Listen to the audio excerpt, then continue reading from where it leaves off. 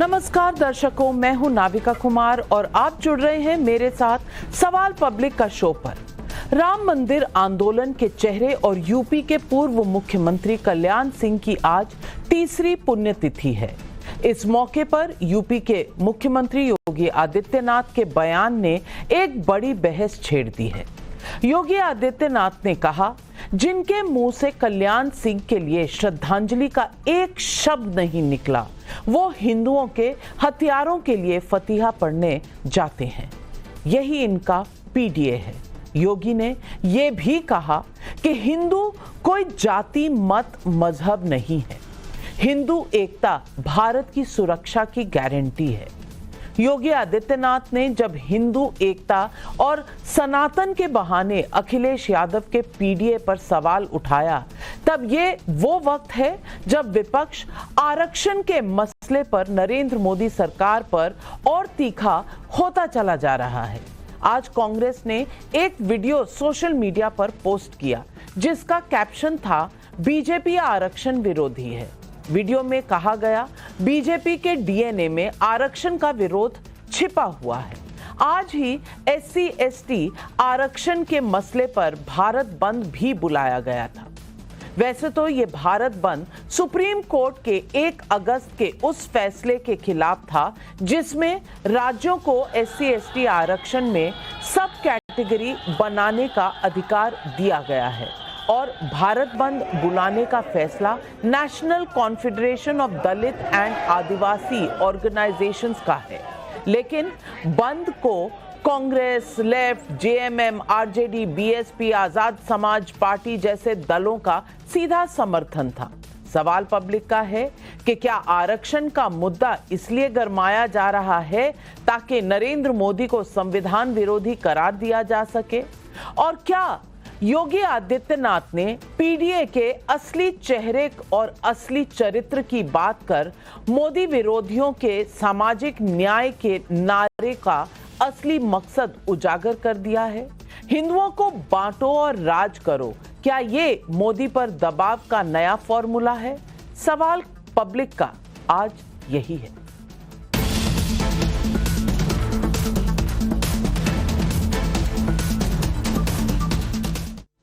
राहुल गांधी हो, अखिलेश यादव हो या मोदी विरोधी कैंप में बैठा कोई और नेता, आजकल मोदी विरोध के नाम पर इन नेताओं ने सामाजिक न्याय को अपना हथियार बनाने की जोरदार कोशिश की है।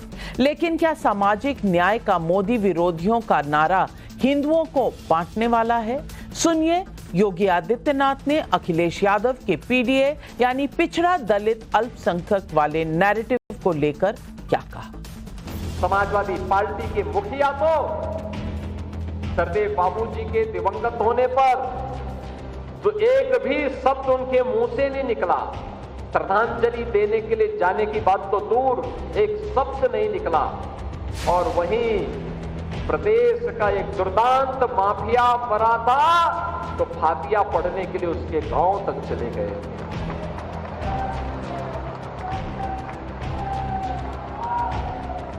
क्या यही पीडीए है? क्या यही पीडीए है? ये पीडीए का वास्तविक चरित्र है। और इसका वास्तविक चरित्र देखना है तो अयोध्या में एक निषाद बालिका के साथ जो घटना घटित हुई, कन्नौज में जो घटना घटित हुई, लखनऊ में जो कुछ घटित हुआ, यही इनका वास्तविक चरित्र है, यही इनका चेहरा है, यही इनका चेहरा है। ये लोग बोलेंगे क्या, करेंगे क्या और दिखेगा क्या? ये उनकी अपनी लाइन है, लेकिन योगी आदित्यनाथ देश में चल रहे विरोध की राजनीति का चरित्र समझा रहे हैं। इस बीच किसान नेता राकेश टिकैत का एक बयान भी सुर्खियों में आ गया है।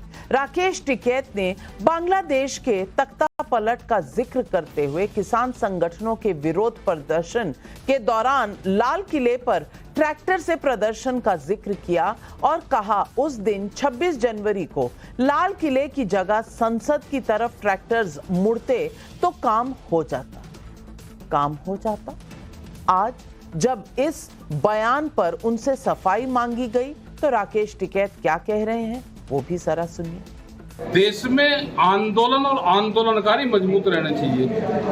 अब अपने पायदान पर खड़े रहेंगे तो ये देश बचेगा। ये देश आंदोलन से ही बचेगा और किसी चीज से नहीं बचेगा। जो खबरें चल रही है, आपने मेरठ में कह दिया कि दिल्ली में संसद भवन में ट्रैक्टर लेके चले जाते बांग्लादेश जैसे स्थिति। हमने ये कहा कि वे 15 साल पुराने ट्रैक्टर, 10 साल पुराने ट्रैक्टर हम उनको दिल्ली में लेकर आए थे, लेकिन जिस देश में तानाशाही हो जाती है वहां पे बांग्लादेश जैसे हालात पैदा होते हैं, ये कहा। तो आज पब्लिक पूछ रही है सवाल पब्लिक का, योगी ने पीडीए के जरिए हिंदुओं को तोड़ने की साजिश का जो आरोप लगाया क्या वो सही है? क्या हिंदुत्व को काउंटर करने के लिए आरक्षण और संविधान का फेक नैरेटिव सामने लाने का आरोप सही है? क्या संविधान दिखाने वाले लोग मोदी विरोध में संविधान के खिलाफ जाने की बात कर रहे हैं? यही सवाल आज पब्लिक पूछ रही है और इन सवालों के जवाब देने के लिए आज हमारे साथ जुड़ रहे हैं बीजेपी के प्रवक्ता राकेश त्रिपाठी, कमरुज़मान चौधरी, कांग्रेस पार्टी के नेता हैं। हमारे साथ आज प्रोफेसर नवल किशोर यादव, प्रवक्ता आरजेडी के हैं। हर्षवर्धन त्रिपाठी, वरिष्ठ पत्रकार भी हमारे साथ जुड़ रहे हैं। लेकिन पहला सवाल मेरा जाता है डॉक्टर अजीज खान को, प्रवक्ता हैं समाजवादी पार्टी के। और आज मैं आपसे अजीज खान साहब पूछना चाहती हूं, योगी आदित्यनाथ जी ने एक नई बहस छेड़ दी है। क्या संविधान से ध्यान भटकाने के लिए ये आरक्षण का मुद्दा, रोज बांग्लादेश की तख्ता पलट का मुद्दा उठाया जा रहा है? आंदोलन हक होता है, लेकिन आंदोलन किसके लिए? जिस मुद्दे पर एससी एसटी का आंदोलन हो रहा है वो मुद्दा तो सरकार ने कभी लिया ही नहीं। सुप्रीम कोर्ट ने ऑप्शन दिया है और राज्यों के ऊपर छोड़ दिया है और सरकार ने कहा है इसमें कोई सेंटर की तरफ से हस्तक्षेप नहीं है। तो ये आंदोलन किस बात का?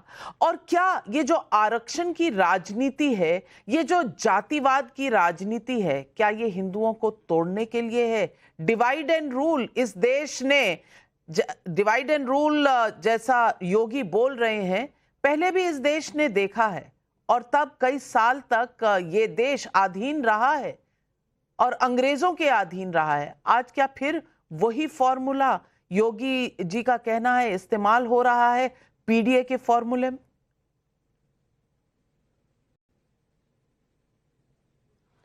देखिए नाविका जी, अभी आपने स्टेटमेंट दिया कि फेक नैरेटिव आरक्षण के मामले पे। मैं स्पष्ट करना चाहूंगा कि माननीय योगी जी लगातार जो बयान अभी दे रहे हैं, मुद्दे को वो भटका रहे हैं। अभी 69,000 शिक्षकों की बात आई और ये सरकार बेनकाब हो गई। किस तरह आरक्षण मारा गया, पिछड़ों का, दलितों का किस तरह उनके साथ छलावा हुआ और आज उन्हीं के अपने कई साथी, चाहे वो डिप्टी सीएम हो, कई लोग हैं, वो घड़ियाली आंसू रो रहे हैं। एक बात। दूसरी बात, आप कह रहे हैं कि साहब सुप्रीम कोर्ट का आदेश है। मैं नाविका जी को आपको स्पष्ट करना चाहूंगा कि माननीय मोदी जी तो लगातार इसके समर्थक रहे हैं वर्गीकरण के, कि एससी और एसटी वर्ग में हमेशा वो कहते रहे कि इसमें वर्गीकरण हो और यहां तक कि उन्होंने कई बार इसके बारे में स्टेटमेंट भी दिया।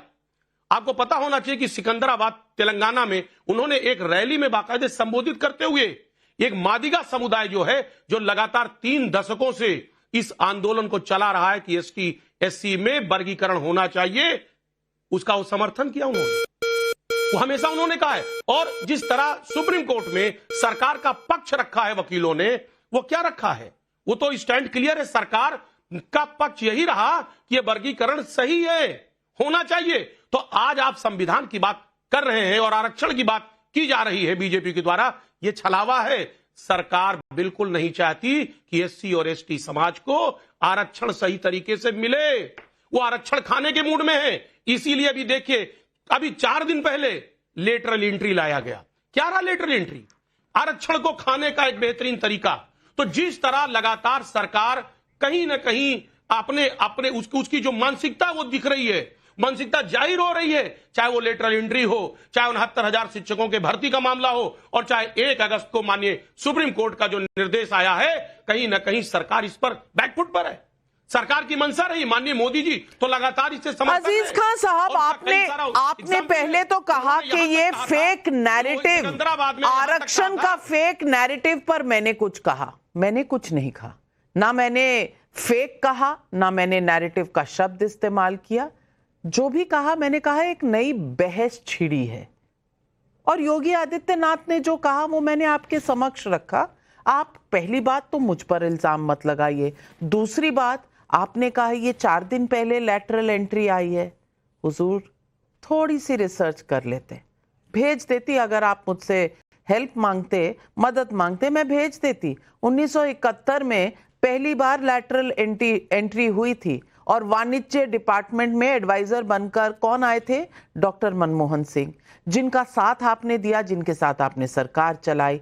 तो कम से कम रिसर्च तो दुरुस्त होनी चाहिए। हाँ, सरकार बैकफुट पर लग रही है, इस पर मैं आपके साथ सहमत हूं, लेकिन सवाल इस बात का भी है कि क्या ये नया फॉर्मूला है हिंदुओं को बांटने का? राकेश त्रिपाठी जी, इस पर अजीज खान साहब ने कुछ नहीं कहा, क्यों?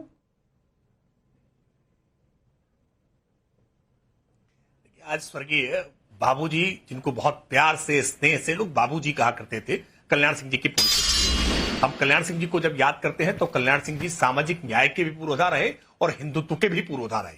लेकिन जब कल्याण सिंह जी का निधन हुआ ना, तो उनका जो स्थान था माल्यवेन्यू लखनऊ में, जहां वो रहा करते थे, जहां उन्होंने अंतिम सांस ली, वहां से यादव परिवार जहां रहता है, विक्रमादित्य मार्ग, 1 किलोमीटर की भी दूरी नहीं है। लेकिन 1 किलोमीटर की दूरी भी तय करने में अखिलेश यादव के लिए बहुत मुश्किल हुई। वो सहानुभूति के शब्द नहीं जता पाए, वो उनके पास संवेदना जताने के लिए नहीं जा पाए, श्रद्धांजलि अर्पित करने के लिए नहीं जा पाए। लेकिन माफिया मुख्तार अंसारी, गैंगस्टर, कुख्यात अपराधी रहा, ऐसे माफिया मुख्तार अंसारी के यहां फातिहा पढ़ने के लिए 400 किलोमीटर से ज्यादा की यात्रा करके पहुंच गए। क्यों? क्योंकि मजहबी तुष्टीकरण करना है। हिंदुओं के भीतर कैसे जातियों का विभाजन किया जाए और कैसे मुसलमानों की गोलबंदी करके एकजुट होकर के उनको वोट बैंक बना लिया जाए, यही कमोबेश पूरे विपक्ष की राजनीति है। यही समाजवादी पार्टी करती है, यही कांग्रेस पार्टी करती है, यही बहुजन समाज पार्टी करती है। हर प्रकार से मुसलमानों को गोलबंद करो और हिंदुओं के भीतर विभाजन करो। दुर्भाग्यपूर्ण है, और मैं इसलिए कह रहा हूं, हिंदुओं के भीतर विभाजन करने की यह चेष्टा देश के विभाजन की ओर लेकर के जाती है। हमने देश का विभाजन एक बार मजहब के आधार पर देखा है। आप जिस तरह की चेष्टा कर रहे हैं ना, यह आग से खेलने वाला है। आरक्षण एक बेहद संवेदनशील मसला होता है, और आरक्षण जैसे संवेदनशील मसले को आप पेट्रोल की तरह इस्तेमाल करके अपनी जो राजनीतिक रोटी सेकने का प्रयास कर रहे हैं ना, ये प्रयास बहुत महंगा पड़ेगा। और ये आपसे जवाब मांगा जाएगा कि क्यों मंडल कमीशन की रिपोर्ट को दबा करके कांग्रेस पार्टी बैठी रही, क्यों पिछड़ों का अधिकार नहीं देती रही। हमने तो पिछड़ों के अधिकार को संवैधानिक दर्जा दिया। पिछड़ों के सब जो आयोग है, पिछड़ा राष्ट्रीय पिछड़ा वर्ग आयोग, उसका संवैधानिक दर्जा देने का काम हमने किया। और संविधान की रट लगा करके बहलाने का जो काम कर रहे हैं ना, इस संविधान में संशोधन, संविधान में बदलाव तो श्रीमती इंदिरा गांधी जी ने किया आपातकाल के दौरान, जब संविधान के प्रियम्बल तक में समझौता कर लिया, प्रियम्बल तक में कर दिया, उसमें बदलाव कर देने का काम किया, जिसको संविधान की आत्मा कहते हैं। तो संविधान संशोधन की, संविधान सम्मान की बात, संविधान बचाव की आड़ में ये क्या हो रहा है? और अजीज खान साहब, सहज सरल सवाल पूछा है, 1 किलोमीटर लंबा या 400 किलोमीटर लंबे? अब ये दूरी किस बात की है? वोट बैंक की दूरी है या फिर कोई और बात है? देखिए नाविका जी, पहली बात को मैं स्पष्ट कर दूं, जो आपने कहा था 71 से लेटरल एंट्री रहा, शायद आपको जानकारी होगा कि 29 नवंबर 2018 को जो डीओपी एडिशनल सेक्रेटरी की एक चिट्ठी यूपीएससी को भेजी जाती है, और उसमें स्पष्ट लिखा जाता है कि mandatory reservation of SC, ST and OBC is not necessary. यह पहले नहीं भेजा गया था। आप लेटरल एंट्री ले रहे हैं, नो डाउट, ठीक है, पहले भी रहा। अच्छा। लेकिन उसमें एससी और एसटी, ओबीसी के रिजर्वेशन की बात नहीं नकारी गई थी। एक बात। दूसरी बात, अभी लगातार जिस तरह राकेश त्रिपाठी जी, मैं कह रहा हूं मुद्दों से भटकाइए मत, मुद्दे से मत भटकाइए। आज ज्वलंत मुद्दा क्या है? प्रदर्शन किस तरह, हमारा 69,000 शिक्षक भर्ती में जो घोटाला हुआ, वो लोग कैसे बैठे हैं डायरेक्टर ऑफिस के बाहर। आप देखिए उनको रात में आज किस तरह उनको उठा ले जाया गया, किस तरह उनको नजरबंद किया गया। सवाल इस बात का है कि हमारा जो नौजवान भविष्य है, कल्याण सिंह की पुण्यतिथि भी तो आज का मुद्दा है। कल्याण सिंह जी की पुण्यतिथि भी आज का मुद्दा है। जवाब देते नहीं बन रहा, क्यों नहीं निकलता उनके लिए? मुख्तार अंसारी के लिए इतने फतीहे पढ़े जाते, ये सवाल आज का है, क्यों नहीं इसका जवाब देते बन पा रहा आपसे अजीज खान साहब? देखिए नाविका, मैं एक सवाल नाविका जी, मैं कह रहा हूं कल्याण सिंह जी, कल्याण सिंह जी एक बहुत सामाजिक बड़े न्याय के महान योद्धा नेता नहीं थे क्या? क्या और कल्याण उनके सिंह लिए को उनके पीढ़ी का लिए हिस्सा नहीं श्रद्धा मानते सुमन रहे है। क्या? मेरी बात कल्याण सुनिए, सिंह जी को लेकर हम के सब आपके अर्पित मन में करते हैं, नफरत क्यों है? वो महान तो नेता रहे। रामभक्त सुनिए थे। मेरी बात, अरे भाई इसमें हल्ला करने से फायदा नहीं है। वो महान नेता रहे, हम श्रद्धा सुमन अर्पित करते हैं। तो क्यों नहीं अब सवाल इस बात का है, लेकिन आज महान नेता किसको कह रहे हैं? मुख्तार अंसारी को कह रहे हैं? जो नौजवानों पर लाठियां भांजी जा रही हैं। नहीं, मुख्तार अंसारी को महान नेता कह रहे हैं आप? नौजवान आज उस पर सवाल नहीं खड़ा होगा? नहीं, सवाल नहीं खड़ा होगा। अगर इतने 4 साल से जिसने अगर इतने महान नेता थे तो श्रद्धा के जो सुमन आज आ रहे हैं वो तब क्यों नहीं आए थे? ये सवाल तो जायज है, लेकिन अजीज खान साहब जवाब देते नहीं बन रहा आपको। और कमरू जमान चौधरी, मैं यही सवाल पूछूंगी, लैटरल एंट्री का आया, 2018 की लड़ाई आज क्यों लड़ी जा रही है? 2018 का एडिशनल सेक्रेटरी का चिट्ठी दिखा रहे हैं अजीज खान साहब, लेकिन 1971 की लैटरल एंट्री भूल गए। और जब सरकार ने वापस ले लिया तो उसके बाद आपको लग रहा है कि ये बैकफुट पे हो गई है सरकार, तो दोबारा उस पर आप कर देंगे। सवाल आज मेरा इतना ही है कि योगी आदित्यनाथ जी ने जो कहा और एक नई बहस छेड़ी, क्या ये हिंदुओं को बस डिवाइड करने का एक तरीका है ताकि आपका वोट बैंक जो अब तक अल्पसंख्यकों तक था वहां पिछड़ा और दलित मिल जाए, आपका वोट बैंक बढ़ जाए, हिंदुओं का वोट बैंक जो बीजेपी का है वो घट जाए? क्या ये कवायद सिर्फ इतनी सी है? क्या ये इसीलिए जो कहा जा रहा है कि आरक्षण पर आपका एक जो स्टैंड आपने लिया है इसी तरफ लेके जा रहा है? आज सवाल पूछा है तो आज जवाब दीजिए ना। योगी आदित्यनाथ जी ने आज बहस छेड़ दी है। देखिए नाविका जी, सबसे पहले ये बताऊं मैं कि एससी एसटी रिजर्वेशन हो, चाहे लेटरल रिजर्वेशन हो, चाहे कोई भी रिजर्वेशन हो, दूर दूर तक यहाँ पे मुसलमानों का कोई भागीदारी है नहीं। तो भाजपा वालों को ये समझना चाहिए कि जब आरक्षण का मुद्दा को लाते हैं तो मुसलमानों को ना घसीटे, क्योंकि ना तो एससी एसटी में कोई रिजर्वेशन में भागीदारी है मुसलमानों का, इसीलिए इस बहस को मत लाइए। इलेक्शन का वोट का राजनीति करना है, दूसरा तरीका से कीजिए। पहला नंबर चीज, 78 साल बाद आज अगर हम संविधान आने के बाद में भी, अगर 78 साल बाद में भी हम ये समझते, ये सवाल पूछते हैं क्या सामाजिक न्याय हर वर्ग हिंदुस्तानी को मिला है कि नहीं है, तो इसमें इतना बिलबिलाने का कोई मतलब नहीं होता है। मेरा नेता राहुल गांधी जब बोलते हैं जिसकी जितने आबादी उसकी उतना ही हक, और भाजपा वाले बोलते हैं कि जो हमारे साथ उसका उतना ही हक, तो यहाँ पे अंतर समझने का बात है। आज 2023 का आंकड़ा नाविका जी मैं दे रहा हूँ, 45 टू सेंट्रल यूनिवर्सिटी है हिंदुस्तान में, उसमें से सिर्फ एक मात्र शेड्यूल कास्ट और एक मात्र शेड्यूल ट्राइब है वाइस चांसलर, और 5 टू ओबीसी कैटेगरी से लोग हैं और बाकी सब जनरल कैटेगरी है। यहाँ तक सुप्रीम कोर्ट ने रूलिंग दिया है। सुप्रीम कोर्ट का मैं आंकड़ा देता हूँ, जनवरी 2024 में आज 650 नियुक्ति हुआ है पिछले 6 साल में, पूरा हाईकोर्ट वगैरह मिलाकर, उसमें से लगभग 77% जजों का अपॉइंटमेंट हुआ अपर कास्ट से। तो ये भेदभाव क्यों? इसलिए राहुल गांधी बार बार बोलते हैं कि बात, तो इसी सवाल को पूछ रही हूँ कि हिंदुओं को क्यों बांट रहे हैं। इस सवाल का जवाब किसी के पास नहीं है, यहाँ कोई देना नहीं चाहता। सवाल बार बार पूछ रही हूँ हर्षवर्धन त्रिपाठी जी, लेकिन ये जवाब देना नहीं चाहते। क्या ये हिंदुओं के बांटने का फॉर्मूला है? क्योंकि पिछड़ा दलित हिंदुओं में से निकाल दो और इधर अल्पसंख्यक जोड़ दो, अपना वोट बैंक बढ़ा दो, बीजेपी का वोट बैंक घटा दो। क्या ये राजनीति उसी तरफ जा रही है? नविका जी, सबसे पहले तो आपको जन्मदिन की बहुत ढेर सारी शुभकामनाएं। अरे तो बहुत बहुत धन्यवाद आपका। और मुझे लगता है कि योगी आदित्यनाथ ने कल्याण सिंह के बहाने भारतीय जनता पार्टी को भ्रम से उबार कर मूल पे लौटने का रास्ता दिखाते हैं। अब ये भारतीय जनता पार्टी के नेताओं पर निर्भर है कि वो इस बात को समझ पाते हैं और इस बात को समझ पर उस रास्ते पर चल पाते हैं या नहीं चल पाते। क्योंकि भारतीय जनता पार्टी की पूरी राजनीति ही इस पर टिकी हुई है कि वो हिंदू शब्द के साथ अपने आप को जोड़कर कैसे राजनीति करती। वो अगर जाति जाति की राजनीति करेगी तो भारतीय जनता पार्टी का कोई भी जाति का नेता दूसरी जातीय पार्टियों के जाति के नेता से बड़ा नहीं हो सकता, भले ही वो कुछ भी करे, ये संभव ही नहीं है।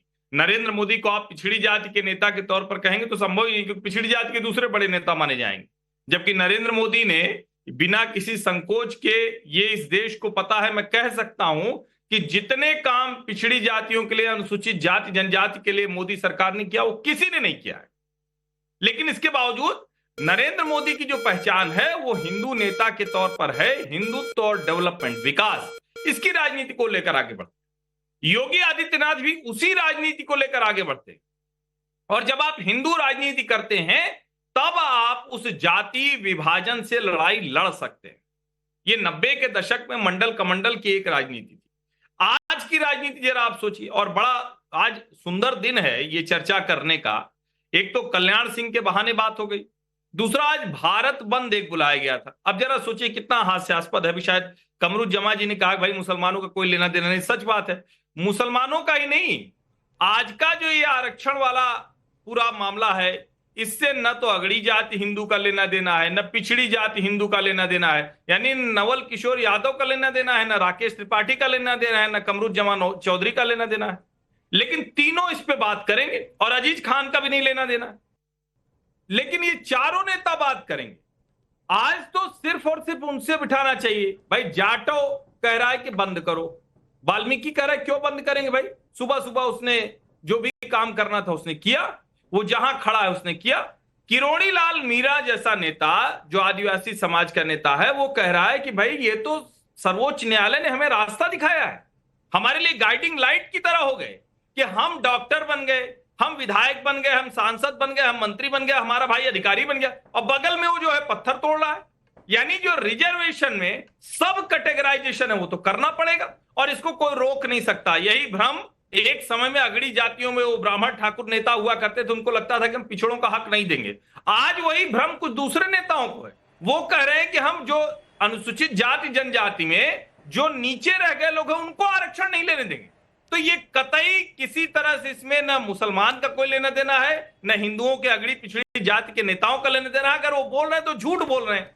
और इसके बाद आगे मैं कह रहा हूं, इस देश में 75 साल में जो आरक्षण मिला है वो नीचे तक नहीं पहुंच पाया है, उसको तो ठीक करना पड़ेगा। ये हो गई आपकी सामाजिक न्याय की बहस। लेकिन जब आप राजनीति में जाएंगे तो आपको राहुल गांधी, नाविका जी, मेरा यही सवाल है, अच्छा देखिए कह रहे तो मुसलमान का लेना देना नहीं पहुंच पाया, नविका जी इस वक्त बिल्कुल लेना देना नहीं, बिल्कुल। और उधर तीर, आपकी बातें तीर की तरह लग रही हैं नवल किशोर जी को, आपकी बातें तीर की तरह दिल पे लग रही हैं नवल किशोर जी के।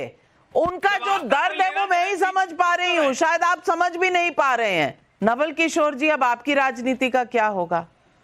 अब अनुसूचित जातियों को मिलना चाहिए, नहीं मिलना चाहिए, कुछ रास्ता दिखाइए, कुछ बताइए। पिछड़ों के साथ, अनुसूचित जातियों के साथ बहुत प्रेम है आपका, तो बता दीजिए कि ये सिर्फ राजनीति है या सिर्फ एक तरह से भटकाने का काम चल रहा है और हिंदुओं को बांटने का काम चल रहा है। और दूसरी तरफ जो टिकैत जी कह रहे हैं, टिकैत जी कह रहे हैं अरे भाई हम मोड़ देते संसद की तरफ तो हो जाता काम। हो जाता काम मतलब क्या? संविधान के रक्षक क्या संसद को गिराना चाहते थे? संविधान को डिस्ट्रॉय करना चाहते थे? ये हम देश को कहां लेकर जा रहे हैं नवल किशोर जी? देखिए नाविका जी, दर्द से तो हमारा सदियों से रिश्ता है और दंश हम सदियों से झेल रहे हैं। फिलहाल तो आज आप दर्द मत झेले क्योंकि आप आज का जन्मदिन है आज आपका, तो आप खुश रहिए और भगवान करे कि आपको उस तरह का दर्द नहीं मिले। भाई साहब, दर्द से रिश्ता था तो शायर बन जाते, दर्द से रिश्ता था तो शायर बन जाते, लेखक बन जाते, आप तो नेता बन गए। ये कहां का दर्द हुआ? देखिए आप जब हम नेता बनाते हैं या बनते हैं इस देश में, और अगर वह ओबीसी SC ST का नेता होता है तो आप कहते हैं कि इस जात का नेता है। वही अगर सवर्ण का नेता होता है तो कहते हैं वो देश का नेता है। ये दोहरापन का निर्माण किसने किया और कब किया आपको पता करना चाहिए। लालू प्रसाद यादव नेता बने, पूरे देश और दुनिया में चर्चित रहे रेल मंत्री के रूप में। आप आज भी उनको जाति के दंश से देखते हैं। अपराधी तक को भी जब आप कहते हैं कि जब दलित, पिछड़ा और अकलियत का अपराधी होता है तो उसको कहते हैं ये कुख्यात है, और जब वो सवर्ण वर्ग का रहता है उसको कहते हैं विख्यात है। ये क्या परिभाषा है, इसको देखना चाहिए। फिलहाल देखिए, आरक्षण बहुत ही बेहतरीन और संवैधानिक औजार है जातिगत गैर बराबरी को दूर करने के लिए। बाबा साहब अंबेडकर ने भी कहा कि जो समाज धर्म के नाम पे एक है वो जातियों पे अनेक है, बटा हुआ है। ये जो बंटवारा है वो साधारण नहीं है। ये बंटवारा से जो वरदान और अभिशाप भी बटे हुए हैं। कुछ वर्ग है, कुछ जाति है जिसको यह जाति व्यवस्था वरदान लगती है और कुछ को ये अभिशाप लगती है। इस अभिशाप को दूर करने के लिए जब आरक्षण आया, और आरक्षण की आप बात कर रहे हैं, तो आप बिल्कुल कह रहे हैं कि इसमें कैटेगराइजेशन की जो बात कर रही है उससे बीजेपी पीछे नहीं है, बहुत आगे है। वो तो आरक्षण समाप्त भी करना चाहती है। उसके पीछे जो संगठन है जो नागपुर से एक पाठशाला चलाती है, लगातार इस बात को कहती रही है। और आप देखिएगा कि जब जब आरक्षण की बात आती है तो आप कहते हैं कि समाज को बांटा जा रहा है। अरे बटा हुआ तो पहले ही था। ओबीसी में लगभग 3700 जातियां हैं। ये क्या पिछड़ों ने बनाया है? ये क्या दलित ने बनाया है? ये क्या आदिवासी ने बनाया है? जाति बनाया कौन है? ये त्रिपाठी जी, या त्रिपाठी जी से पूछना चाहिए कि त्रिपाठी जी का मतलब क्या होता है। ये बिना पढ़े भी त्रिपाठी जी कैसे हो जाते हैं? वैसे जाति को आप इस्तेमाल कर रहे होंगे। मेरे लिए लालू जी पहले भी रेल मंत्री थे, आज भी मैं उन्हें उसी बात से याद करती हूं। लेकिन हर्षवर्धन त्रिपाठी जी, ये दर्द का तीर वापस आप पर मारा है नवल किशोर जी ने, जवाब दे दीजिए। आज भी आपको लगता है कि आप आवाज दबा सकते हैं, बराबर हैं या दबाते रहे हैं, लेकिन मैं तो पत्रकार हूँ। नवल किशोर जी के आगे तो प्रोफेसर लिखा हुआ है। आप मैं तो मानता हूँ पढ़ लिख के ही आए होंगे। मुझे तो इन्होंने कह दिया कि मैं बिना पढ़े लिखे हो गया। फिर भी मैंने आपकी बात मान ली, लेकिन मैं तो ये मानता हूँ कि नवल किशोर यादव जी पढ़ लिख के आए, और मुझे कोई यादव किसी ब्राह्मण से कमजोर हमारे उत्तर प्रदेश में नहीं दिखा। हमें तो नहीं दिखा। हम तो नहीं मानते कि यादव कहीं से पिछड़ा है, मैं नहीं मानता हूं। और अगर नवल किशोर जी प्रोफेसर होने के बाद भी स्वयं को पिछड़ा कह रहे हैं तो मुझे तो थोड़ा शर्म आती इनको पिछड़ा कहते हुए। मैं नहीं मानता हूं। पिछड़ा वो होता है जो समाज की मुख्यधारा में नहीं हो। मैं उत्तर प्रदेश का हूं, मैं अपने गांव से लेकर शहर से लेकर अभी नोएडा रहता हूं, दिल्ली, मुंबई, कानपुर, देहरादून, इतने शहरों में अलग अलग नौकरी के संदर्भ में रहा। मुझे तो कहीं कोई यादव नहीं दिखा जो किसी ब्राह्मण से कमजोर हो। और जब आप प्रोफेसर हैं तो क्या आप तो पढ़ लिख कर बने, आपके विद्यार्थी होंगे, आप उनको पढ़ाते होंगे, नंबर एक। अब नंबर दो बात देखिए, कल्याण सिंह जी, उनको, वो तो पिछड़ी जात से थे। कौन उनको कहता था कि वो पिछड़ी जात के नेता है? क्योंकि वो बात करते थे कि मैं सबका नेता हूं, मैं बड़ा नेता हूं। अगर लालू प्रसाद यादव जी सबकी बात कर रहे हैं तो बिल्कुल वो है, लेकिन उन्हीं के समय में भूरा बाल साफ करो, किसके समय में नारा आया था? किसके समय में आया था बताइए। और जब आप जातीय किसी के खिलाफ बोलते, जवाब लीजिए, पूरे में त्रिपाठी नाम सूझा तो आपके मन में जो है, आप मुझे जो कहना है कह लीजिए। आपको अगर मेरे नाम के आगे त्रिपाठी लगा, आपको लगता है ब्राह्मण को गाली दे देंगे, चलिए तो आप दे लीजिए, आप खुश हो लीजिए। लेकिन फिर मैं कह रहा हूं कि इससे आगे निकलिए नवल किशोर जी। आज के समय में यादव त्रिपाठी जैसे कोई कुछ नहीं है। चलिए नवल किशोर जी जवाब दे रहे हैं, नवल किशोर जी जवाब दे रहे हैं। जवाब सुन लीजिए, ये मत करिए, जवाब सुन लीजिए, आगे बढ़िए। अब आप प्रोफेसर हैं, जवाब सुन लीजिए। देखिए, जवाब सुन, फेयर पॉइंट जवाब सुनते हैं। नवल किशोर जी जवाब दीजिए। सुन, पहली बात त्रिपाठी जी, मैंने आपको व्यक्तिगत तौर पे नहीं कहा है, समाज का जो आचरण है उसकी चर्चा की है। जहां तक आप बोल रहे हैं कि पढ़ लिख के ही प्रोफेसर बने होंगे, आपकी मानसिकता दर्शाती है। दिल्ली विश्वविद्यालय में नौकरी करने के लिए क्या एलिजिबिलिटी आपको मालूम होगा, उसके बावजूद भी ये कह रहे हैं कि आप पढ़ लिख के बने होंगे। आप ये बताइए कि जिन जातिगत आधार पे देखिए, सुन लीजिए नवल जी, देखिए, मुझे बहस करने में तो आपका सम्मान कर रहा हूं, आपने ये शुरू किया। देखिए, सुन लीजिए, अरे सुनिए ना, आपको सरने के आधार पर टिप्पणी अच्छी लगती है, आप हर डिबेट में करते हैं। सिर्फ सुन लीजिए, मैं तो कह रहा हूं कि नवल किशोर यादव, हर्षवर्धन त्रिपाठी, मुझे तो फर्क नहीं दिख रहा है। हम दोनों राष्ट्रीय टीवी पर बैठे हैं, आप प्रोफेसर हैं, मैं एक पत्रकार के तौर पर हूँ।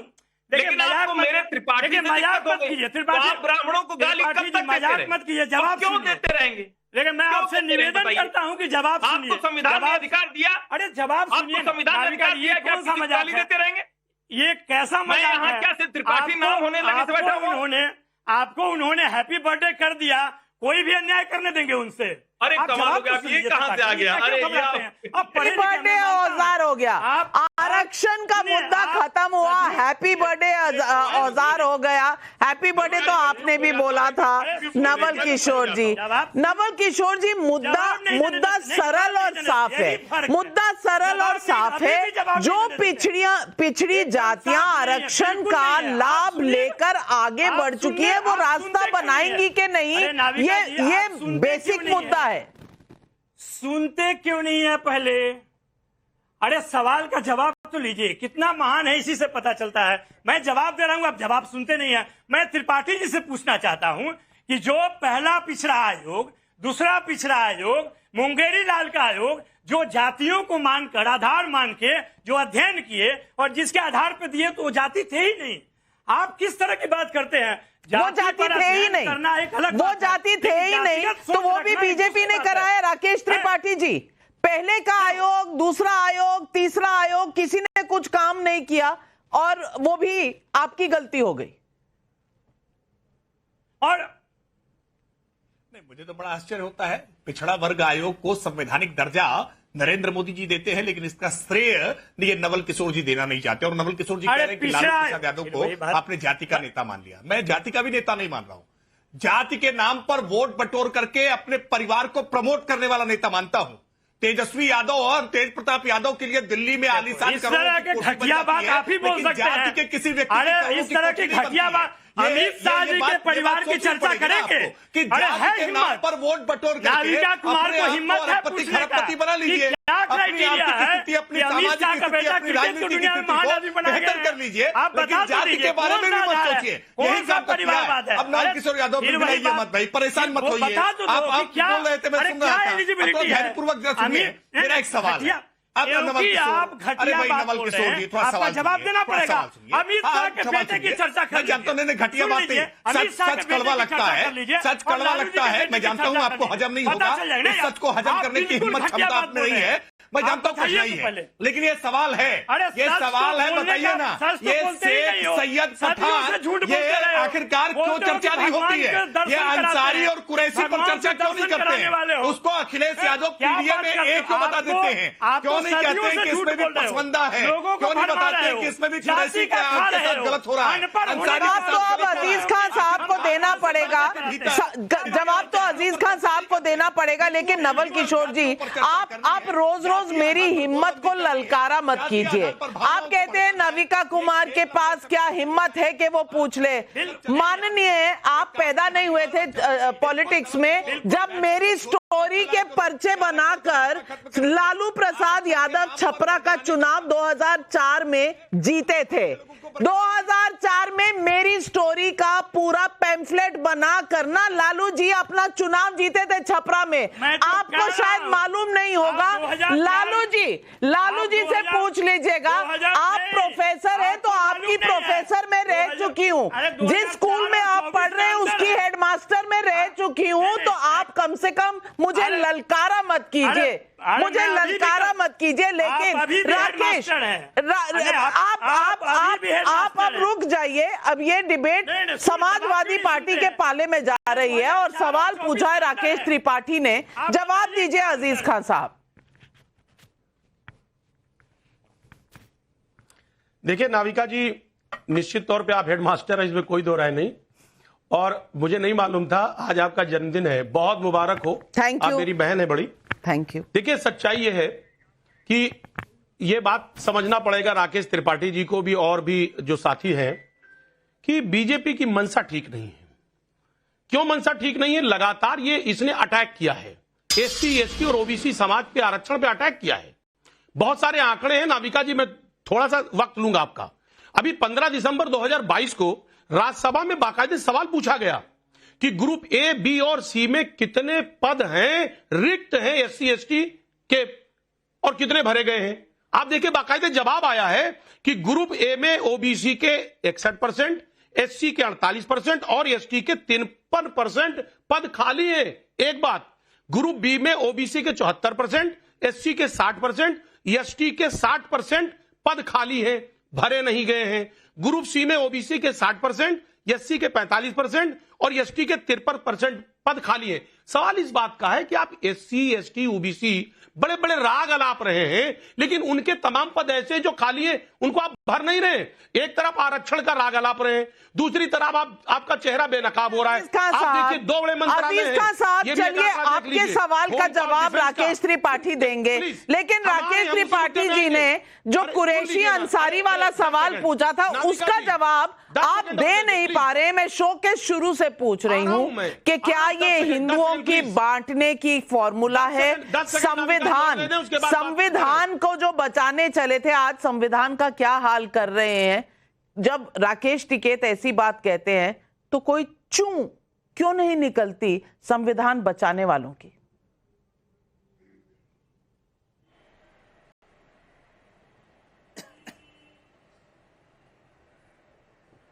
दीजिए ना जवाब। अजीज खान साहब, जवाब दीजिए। हमसे पूछ रही नाविका जी? आप ही से पूछ रही हूं। मैं आ रहा हूं, मैं उसी पे जवाब देने जा रहा हूं। मैं चले नहीं, मैं बिल्कुल ठीक कह रही हैं। मैं एक आंकड़ा देना चाह रहा था कि देखिए, दो मंत्रालय, बड़े मंत्रालय, होम मिनिस्ट्री और डिफेंस, उसमें आप देखें अभी एक सवाल का जवाब आया, उसमें 6,393। ये आपके और मेरे सवालों का जवाब नहीं देंगे। ये हमें घुमाते रहेंगे, घुमाते रहेंगे, घुमाते रहेंगे, घुमाते रहेंगे। 400 किलोमीटर चलाते रहेंगे, चलाते रहेंगे, चलाते रहेंगे। और पब्लिक ये समझ रही है। संदीप सिंह का बेतिया बिहार से सवाल है, भारत जोड़ो की बात करने वाले अपनी राजनीति चमकाने के लिए आरक्षण के नाम पर भारत तोड़ने का काम क्यों कर रहे हैं?